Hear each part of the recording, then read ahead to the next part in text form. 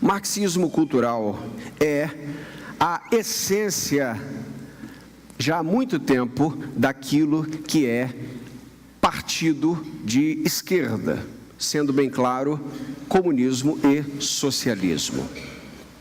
Para que a gente compreenda, queridos, o que é a essência do comunismo e do socialismo e quais são as tragédias anticristãs na história que isso vem causando, nós não podemos nos desatentar da própria história. Sim, nós devemos ler as Escrituras e devemos ter em uma das mãos os jornais, as notícias, os acontecimentos para fazer a leitura, porque senão nós ficamos abilolados. Para que a gente entenda isso, eu preciso falar de 3 nomes, e aqui eu falarei de maneira en passant, apenas arranhando a superfície. Nós temos aí esses 3 nomes: George Hegel, Karl Marx e Antônio Gramsci, que hoje, e já há muito tempo, que são, nas universidades brasileiras, tidos como deuses, como doutrinadores.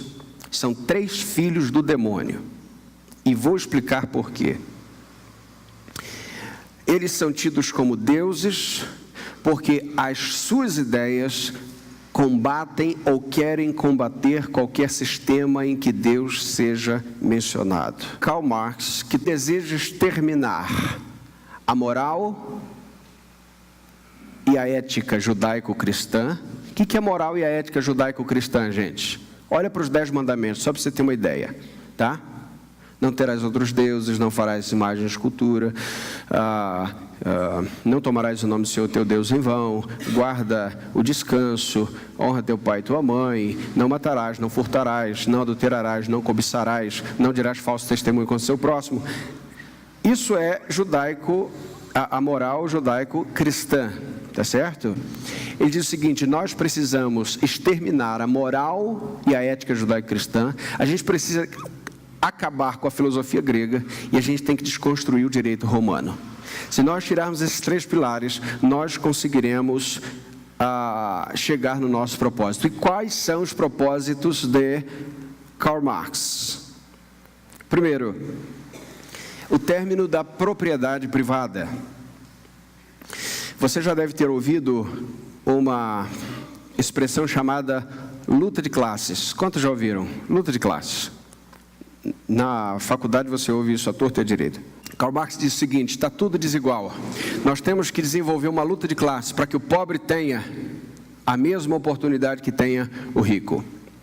Então, ele começa a dizer o seguinte: tem muita terra ociosa, tem pouca gente com muita terra, tem muita gente com pouca terra, e esse discurso, nós vamos tornar as coisas iguais.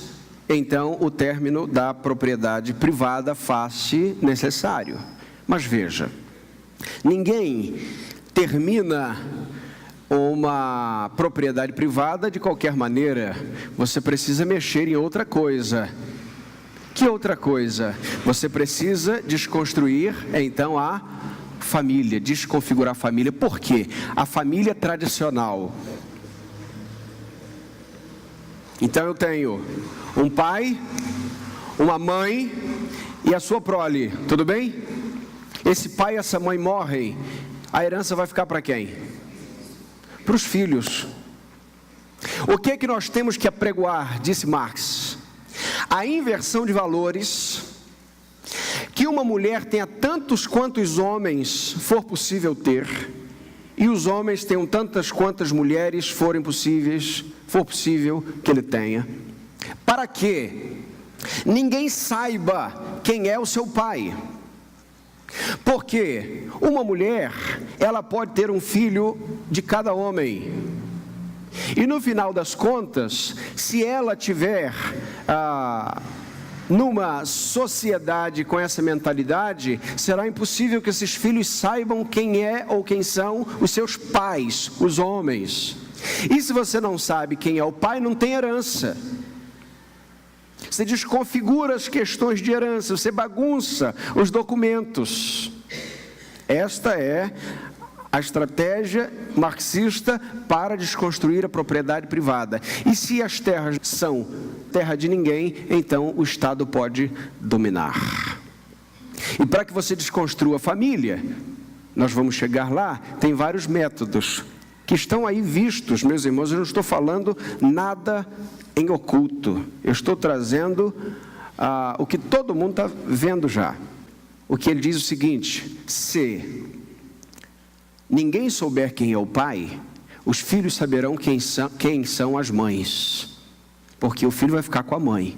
E esta sociedade deixará de ser uma sociedade patriarcal, como diz a Bíblia, para ser uma sociedade matriarcal. E a mulher terá pujança. Não é direito, é proeminência. E você inverte então os valores que a Bíblia já deixou muito bem claros.